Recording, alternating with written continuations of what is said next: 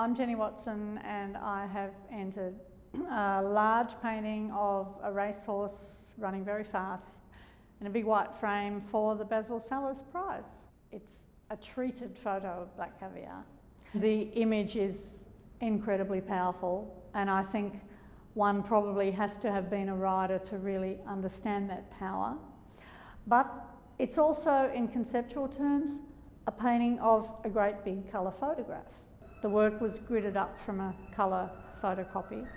And you can see the grid, and you can see the lead pencil lines, and you can see an expressionistic kind of painting within the squares of the grid.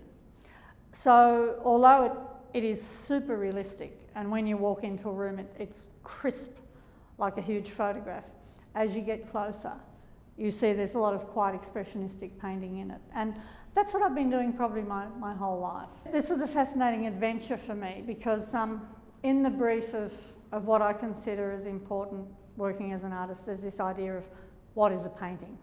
And I call myself a post-conceptual painter in that I couldn't make the work I make unless there'd been conceptual art, which was very influential on me in the early 70s when I was studying. But having to think up a work that was to do with sport, and in my case to do with horses, I had to sort of pull out all the stops. You know, can I still do a super realistic painting of a racehorse? Well, let's see. And it's been the most wonderful exercise because I had to go back into my cabinet of skills and paint and, you know, grid and scale and framing, and it took me back to an area of painting that I actually haven't practiced for a long time. And I have to say, I thoroughly enjoyed it and may even do more.